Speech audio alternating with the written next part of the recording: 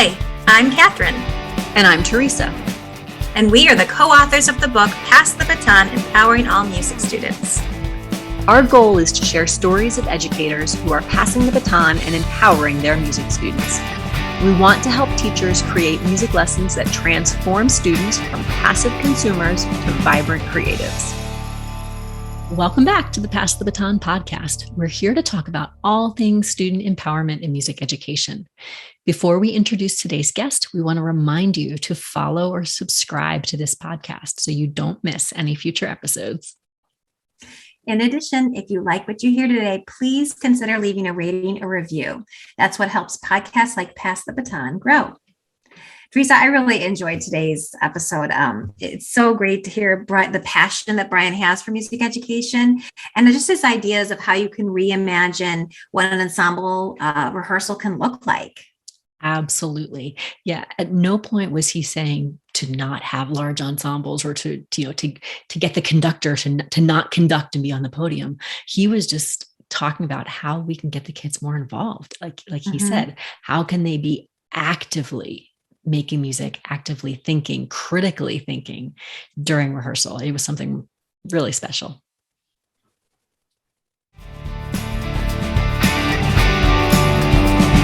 All right, welcome back, everybody. We have the pleasure today to speak with Dr. Brian Weidner. I got to kind of bump in with you, Brian. Well, I guess I missed you, but wanted to see you at IMEC, Illinois Music Ed Association Conference. But we weren't able to, I wasn't able to go see your session. But I went ahead and looked online and kind of saw a lot of things on your website that really interested me and some articles that you've written. So first of all, thanks for being here with us today. Well, thank you just so much for the invitation. I'm happy to share and looking forward to our chat here.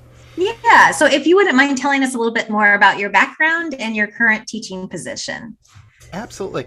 So I am currently an assistant professor of music education at Butler University in Indianapolis.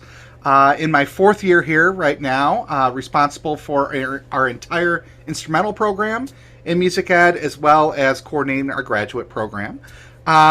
Prior to that, I spent a year at Lake Forest College up outside of Chicago while doing my PhD at Northwestern. And most of my experience has been at the high school level. Spent 12 years at McHenry High School. McHenry, Illinois, was a high school band director, fine arts coordinator, general music teacher, all the kind of hats and pieces within that.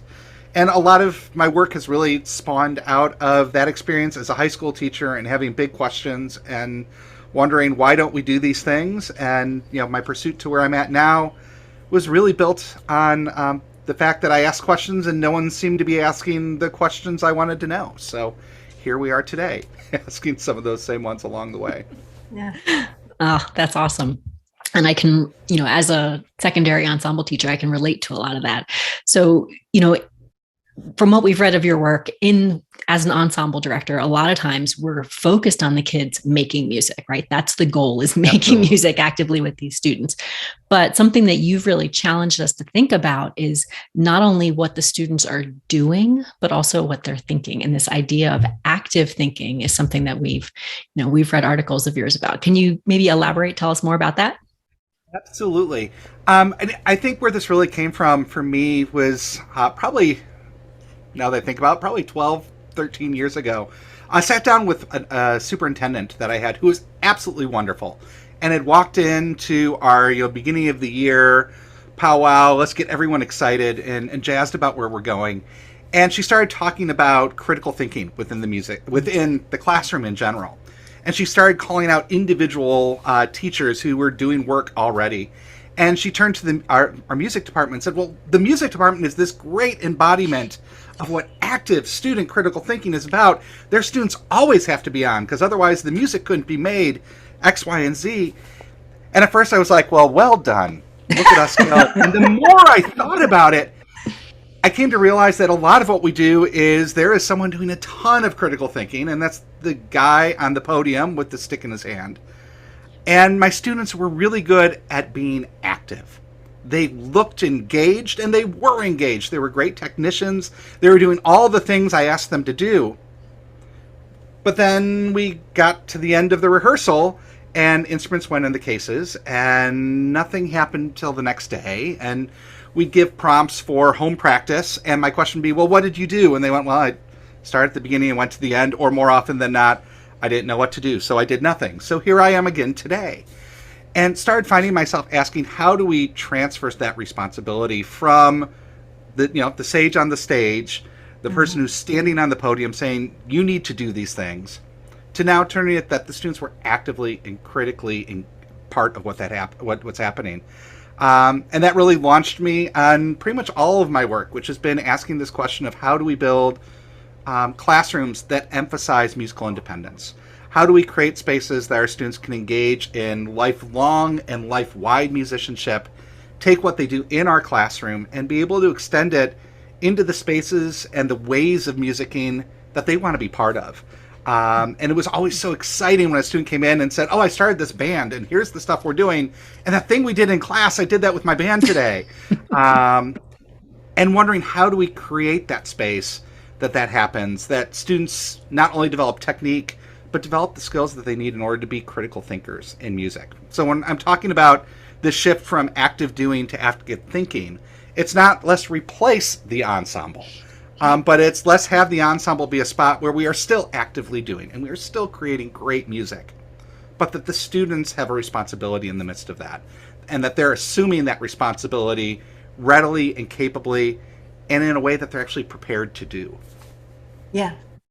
That's so great. And I think that we as music teachers hear that sometimes we make it to be this really big task. So we feel like, how would I, Yeah. but I think, especially in one of your articles, that you really lined out some really great shifts that we can start to take that are not like these, this huge undertaking that anybody can do, and to make some steps towards that. So like, what are some shifts that we can make in our instruction and in our rehearsals so that we can pass on and empower kids to be active thinkers?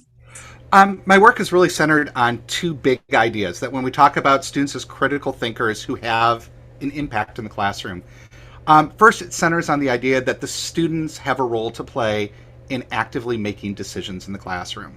And that's not just okay, we've got a concert coming up. Who wants to do this piece versus this one? Oh, 54% said that, so that's the piece. But rather that we make choices and that students are able to justify those.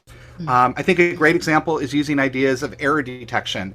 And do we turn to students in the midst of the rehearsal and have them identify what's happening, describe what they hear, diagnose why those problems are there, and then lead to solutions. And that leads to the second piece, which is that the students actually have agency. They have a role to play that is significant, and have a shared responsibility that when we do things in the classroom, they see themselves there. So that can be programming decisions. It can be rehearsal processes. It's presuming that student contributions matter, that when they make a decision in the classroom, I actually use that decision to be able to influence the way that the classroom continues forward. This idea that every student is a leader. And that leadership is going to come in different ways. We have some who are going to be musical leaders, some that are going to be the social leaders, some that are the emotional heart of the band, of the orchestra, of the choir, but being able to build those spaces that they see themselves. So in that question of how do we start doing this, it starts with us as the teacher on the podium modeling what it means to critically think. I love the idea of doing think alouds, that when we stop and say, okay, we're going to restart measure 39, we don't just turn and say, okay, clarinets, measure 39, please play with really good staccatos, and we go. But rather it's, I just heard the clarinets are playing a really long tone and there's a staccato mark there. Can we now address that and make sure that we get that staccato in place? And that little additional step of saying, here is what I hear, and because this is what I hear, here's the decision that I make, provides our students an insight of how we as expert musicians think about music, and bring that in. The next step of that is that then we start coaching our students through those processes. For those who are looking for that first entry point of how do I even start doing this, using ideas of Socratic questioning, I think work really, really well. Those first approaches are really easy, straightforward sorts of things. Something just happened in the clarinet part at measure 39. Did anyone hear it? Maybe we played really long. Great, what should we have done? What do you see in the music? Oh, it says staccato. Okay, so what should we do instead? Well, I think we should play a lot lighter and then we'll match the style. Great, let's try that now. And that process of, one, guiding students from what do you hear, what does that mean, and now what do we do about it, is a critical piece in this. And importantly, once they've done that, I actually use that in the classroom. And sometimes that answer is going to be, nope, that wasn't our problem. It wasn't that we were under supporting the musical line. It's not that we were out of balance in these ways. And now they get to see, how do I problem solve that music making? How do I figure out what that next step is? And how do I coach them through that? Another great way to do this is the idea of doing pair and shares within the classroom. So having students turn the student to their left or right and say, we have 30 seconds. We just played this section 39 to 51. Identify two things that we should be really thinking about in our next run. And the students share with one another. They collaboratively come up with, here is our top priority. Now we can share with my entire section. And that section could go, here are our top priorities. And what we've just done is transfer that rehearsal responsibility from the teacher and that planning to the students. And yes, it took an extra 3 minutes, an extra 4 minutes. But what we've gained is now the students are critically and actively thinking in the moment in that classroom. And that doesn't just happen in that one moment where we said, great, we just stopped. But now it continues to happen, one, because they never know when you're going to stop again and say, 51 to 67, what do we need to work on here? Yeah. But they've developed that habit of, I need to be a critical listener. And what happens once we do that those couple of times, now we start to see it that the students start self-correcting. Students start self-identifying what's happening. They start seeking out the answers that before they were waiting for us to even point out that there was a problem. And it's those small little first steps. It's not on-off thing that we decide we are going to go full bore, we are about critical thinking, or nope, we're just about prepare the next concert. Those happen simultaneously.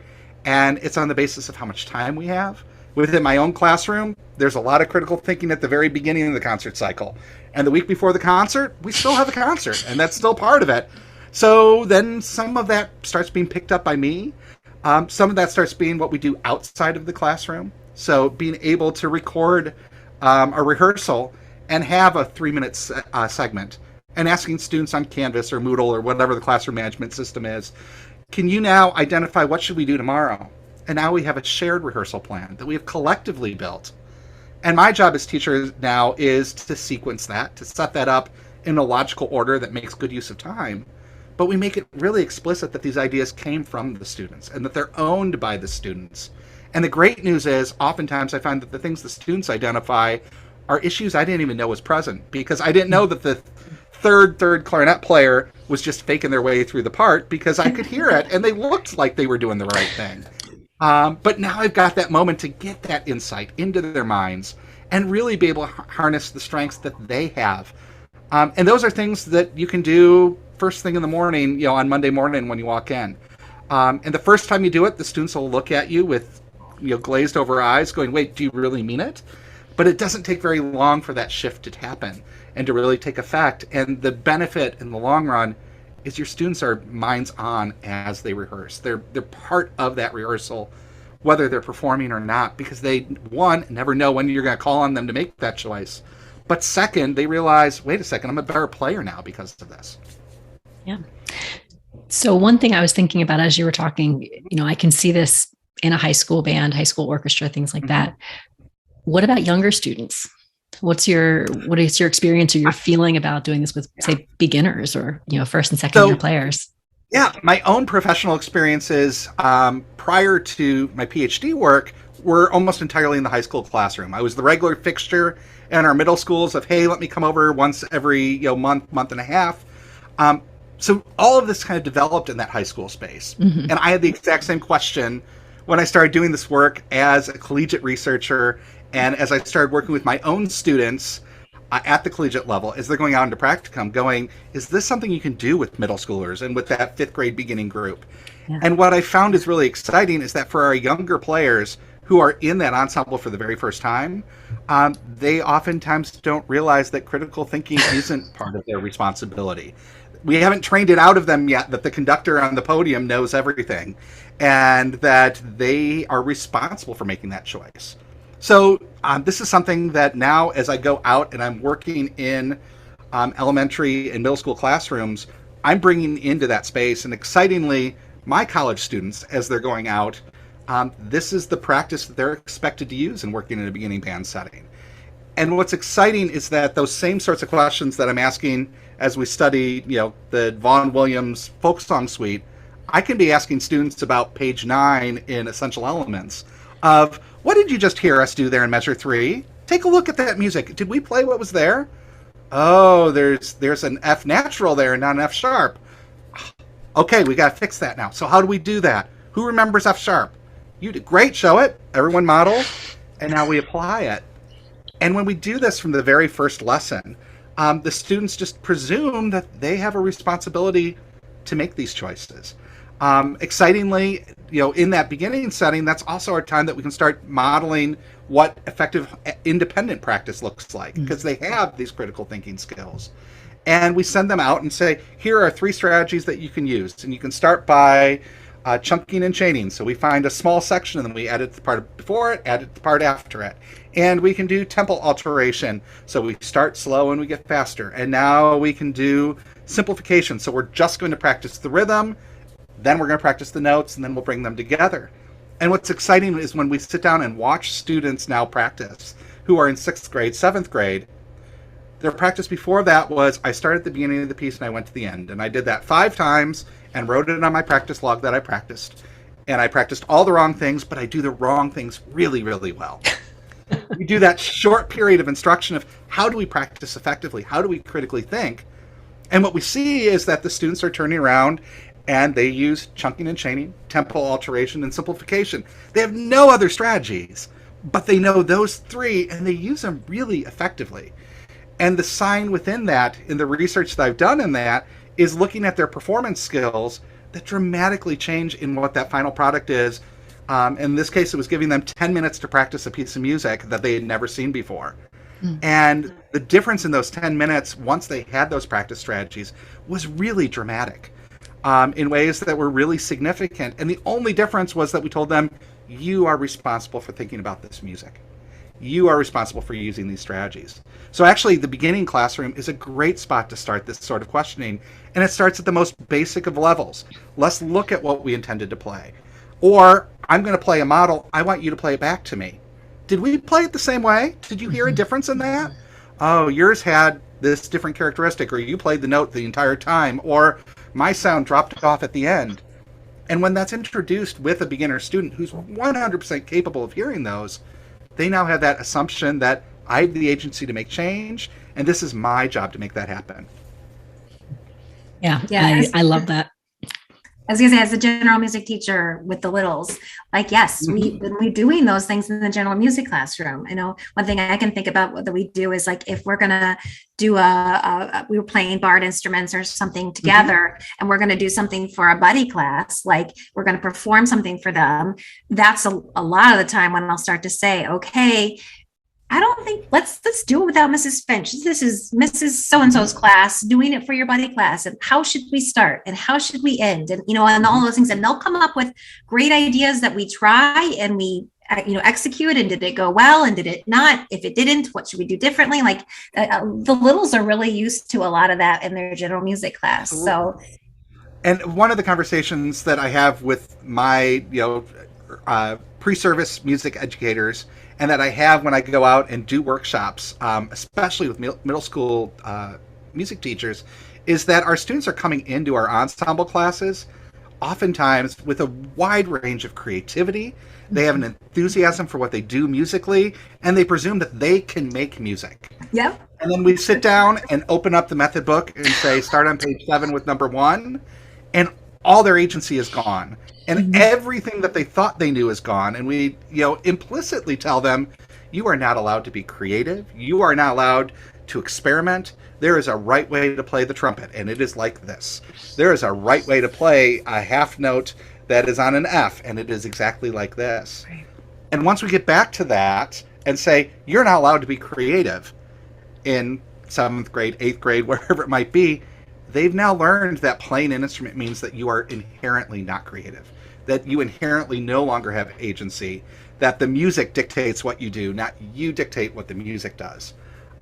So ideally, taking that enthusiasm and that just joie de vivre over, I am a musician, I'm a composer, and I am a creator, that we have from elementary general music. And we carry that right into beginning methods, and we don't make a distinction of, congratulations, you now have the instrument in your hand, let's do this. And we continue moving forward from there. Have a project that hopefully will be out fairly shortly, that's looking at this beginning band setting of how do we bring experimentation and creativity into beginning band methods. And my collaborator on it has really looked at how we approach instruments from the very first time from a spirit of experiment rather than a spirit of, this is the way that you hold the trumpet, this is the way you hold the clarinet. And what would happen if we put the trumpet mouthpiece too high and too low? And what would happen if we held it with our arms really tight in? And what happens if we open up our body? So that students experience that and understand how all that works. And it's so exciting seeing that in play when as I work with 6th and 7th grade groups that have all their experiences rooted in method books, seeing them all of a sudden discover, like, oh, I found a new sound. And I like that sound better, and I didn't even know it existed. And hearing from the teachers I work with, that enthusiasm of, I have a kid who's now figuring out the stuff on his own rather than waiting for me to tell him to do it. Yeah. We've had a couple different guests on who have talked about, doing various things with beginner, like creativity, improvisation, composition, things like that. And we said, well, how do they react? Like, they don't know any better. According to those kids, that's what orchestra is. This is band. Band is a creative space. We improvise because it's band. So if we start them creating, improvising, and like you said, thinking critically, they know nothing else. Exactly. Yeah, I love it. We're doing that in the elementary general classroom. And that is, I think, perhaps, and I bring it up every time I'm in front of ensemble directors, of look to the great elementary general teachers that we have, because they get this already. They're asking the hard questions of, what do you hear? Why do you hear that? How do you feel? What do you want to create? How do we make sure that that's part of beginning methods too? Yeah, absolutely. So you've kind of hinted at this all along, but if you could summarize, what are some of the benefits to students? Like, how is this helping them as musicians? I think first and foremost, it's that when students come out of our music programs, at whatever point that is, they stayed in, beginning orchestra for 1 year and then went and did whatever else they were going to do, or they're in all the way through, the 7-8 years, graduate high school, continue on into college, do things beyond that, they're able to make music independently. And that independent musicianship is going to vary from student to student. For some of them, that means that they're going to, for the rest of their life, find an ensemble because that is where they love to be, and they're going to find a choir in their community, they're going to find the community band and orchestra, and that's going to be their musical outlet. But for most of them, that music making isn't going to come in that large organized space. It's going to come in the small church ensemble that they're part of that doesn't have a leader. It's going to be the guy that lives a couple doors down that also has an instrument, and they get together on a random Saturday night and jam in the garage. It's recognizing that it's music making on your own terms, and that by doing this sort of critical thinking that asks, one, what sort of musician do I want to be? What do I value musically? And what can I do to shape that? We're setting our students up so that music engagement becomes part of their life moving forward. There's an awareness of what's happening at the personal level that the students gain that allows them to start shaping their own path moving forward. When they're in that ensemble classroom, I'm no longer on the podium correcting wrong notes and missed rhythms that are really obvious surface sorts of things. But rather, on the podium, I'm able to get to things that before I did this, was never able to address because I was worried about the micromanagement of that space. I think an important part of this is that students start to know when they need to ask for help, when they can manage that on their own, and importantly, how to help others when they turn to one another. One of the teachers that I've worked with for several years, and we just put out an article in Music Educators Journal about looking at concepts of failure. Within her classroom, it is this noisy space. And the first time I walked in, I'm like, the students are all talking, and she's working with the clarinets, but there's this thing going on in the horns, and blah, blah, blah, all of these things going on. But realizing as I sat down in those spaces, it was the student during that time that oftentimes is the stare blankly at the board while the teacher works with the clarinets, was turning to the student next to him going, I don't know how to do this. Can you show me? Can you demonstrate? Can you give me a clue of how to work through this? And in a room of 100, 110 students, seeing that not every student, I'd love to say it was every, but most of the students were actively engaged in music making, regardless of what Ellen was doing on the podium in front of the ensemble. And then when she said, we're all back together, it was laser focused back in. And now the students are engaging in that process of saying, wait, before we go on, can we work on, can we please take a look at this? I just noticed the clarinets have the same part as I do. And can we work on that together before we hit it? And that sort of vibrant space is one that is so exciting to be able to see students engaging in, because it means that they actually get what they're doing. And they're the drivers of the music making. They're making it happen. Yeah, exactly. I love it. So I think you've hit it on this too, but like, what advice would you give teachers who are like us, that are nodding their heads like, yes, yes, yes, yes, yes. Okay, so I'm going to head in, to the rehearsal space tomorrow, or I'm thinking about planning for next week. Like, how do they get started? What's the advice? I think the biggest thing is making sure that this is not I have to go all in on this or not at all. But it's a matter of starting small. I think the easiest way to walk into that space is to ask questions, and using that sort of Socratic method. And the spot that we start asking questions about are about the diagnosis of specific issues that happen. One of the things that I use with my students is what's called the IDS process, IDDS, which stands for identify, describe, diagnose, and solve. For most of our students, as they walk into the classroom, their idea is, I heard a problem, now fix it. And it's all the steps in between that they don't have. So they go, I have one way to solve this. The way I'm going to solve it is just practice it over and over and over and over again until it's fixed. We need to explicitly think about how to coach students through identifying that a problem happened at measure 39. And that's as far as we have to go the very first time. Did anyone hear anything happen at 39? 12 hands go up. Great. Can someone describe what you heard happen? The clarinets did something. I don't know what. Some other kid goes, oh, I think they were playing the notes longer than the saxophones were over there. Great. So let's diagnose why. What would be the difference there? Oh, they're really focusing on making sure all the notes are there, and they just played a section that was all about slurs, so they didn't make the transition.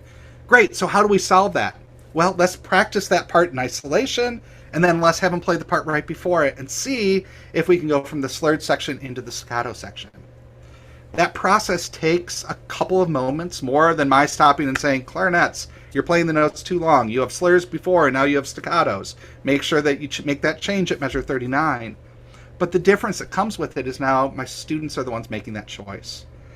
If we did that once or twice a rehearsal, I've lost maybe 120 seconds of rehearsal on that one day. But the payoff comes a week and a half later when the students are still doing that. And they're looking and going, oh, every time the articulations change in a piece, I need to make sure I'm looking for that. And we came up with a solution that was circle the first staccato. So here we are, and we've now gone from staccato to slur. I'm going to circle that slur, and now I remember where it's at. I think another piece is allowing some space for noisiness. Once students are empowered to make decisions, they want to continue to make those decisions, which means that there's going to be hands up, and there's going to be the kid who can't contain themselves because they just heard the really exciting thing. Along those same lines, it's developing rules and expectations together, maybe not on the first day, but once you start doing this of when are the appropriate times and what are going to be the signals that I give to you to say, now's your time to step in. And maybe that's when I set my baton down on the podium or I step off the podium. And at those moments, it's perfectly acceptable for you to say, I have a question. Can we help? Can I take care of this? How do we address one another in those moments? And what is the role of the teacher? What is the role of the student? How do we honor one another's perspectives? And if we go, no, that's wrong, do we jump up and yell it out? Or is there a process for that? Or do we do trial and error and we say, let's try Mike's ideas first and then we'll try Sarah's and then we'll talk about whether they work or perceive whether they work. But it's starting with that idea of starting small, recognizing that our students, if this isn't what they've been doing, aren't going to dive right into it. trusting the fact that it's going to take more than once asking that question the first time to get a reasonable answer. But as I've worked with programs, and it's probably about a dozen different groups that I've walked into and worked with them on this, it's about a week in that all of a sudden I get this phone call, an email from a band director who says, my students are totally different all of a sudden because they're on while they do this. And that's 5 rehearsals. And that's doing this 3 or 4 times throughout a 90-minute rehearsal. So I think it's important to remember there are going to be times that it goes back to the sage on the stage. I am the director, and we need to plow through stuff because the concert's in 3 weeks. And what's exciting when I look at groups that have done this, some of them were already really high-achieving groups, and they continue to be really high-achieving groups. The models that I took this from were really strong programs that were performing on Midwest stages. We're winning, states, super state. We're getting gold recognitions at competitions. So it was by no means less sacrifice musicianship for critical thinking, but rather those two coexist together in a really happy way. Yeah. You just totally answered our last question. I'm glad to hear it. I'll say it anyways, just to give the background. But Kathryn and I, we speak to schools and teachers a lot about this idea of empowerment and ownership, and we'll go through an entire presentation and say, okay, any questions? And without fail, there's almost always a hand that goes up and says, but what about the concert? I have to do this concert, and it has to be at this level, and it has to be, and they're very, very concerned. Indiana has a very live and well-lived competitive music space. And especially with my graduate students as they walk in, who have been really successful musicians and continue to be really successful music educators. And I start pushing into their classes and saying, here are strategies I want you to try to use. And there's always reluctance of, this is going to screw up my orchestra. This is going to screw up my band. They're not going to be able to move forward. And it's exciting seeing after a period of time that they come back and they're like, my students play as well or better. And importantly, they walk away from my program with a real ownership of what they've done. And they're creating these new things that I didn't even know was possible. It's exciting seeing some of those students now becoming my students at the undergraduate level, and seeing the difference in those spaces where student empowerment is front and center, and in some cases finding those programs where this is already happening. And the programs that are the director is at the center, and the difference that makes for that collegiate music educator, who all of them have the technique, they all have the skills, they all play that audition piece amazingly well. But all of a sudden they're in that collegiate space where we expect them to be fully formed critical thinkers in music. And seeing those students who have had these experiences in high school able to achieve at such a higher level and so much more immediately is really, really exciting. And so there's a benefit that comes in that long run of investing at the front to be able to get the benefits at the back end. Yeah, trust the process. Exactly. Yeah, that's so fun. So, well, how could people connect with you if they want to get to learn more about you? What's the best way to connect with you? I am always welcome to hearing people via email, bweidner@butler.edu. You can also check out my website, which probably sorely needs to be updated at this point, but it's bnweidner.wix.com/home. And along those same lines, have a couple of articles that have just recently come out. One that really specifically pertains with all of this in Music Educators Journal, looking at how we create spaces that are supportive of risk-taking and make failure something that is not to be avoided, but accepted and celebrated. And I think it fits right into all of this conversation. But would love to hear from people, and happy to help them with their programs and helping give ideas of how they might move things forward. Oh, that's awesome. I can't wait to read it. Yeah. Wonderful. Awesome.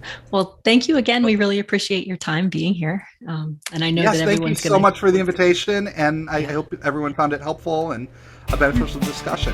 Enjoyed it. I'm sure they will. Thanks. Thanks for joining us. Make sure to subscribe so you don't miss an episode. We'd also love for you to consider sharing this podcast with a friend and leaving a positive review. That's one of the best ways to get this message to new listeners.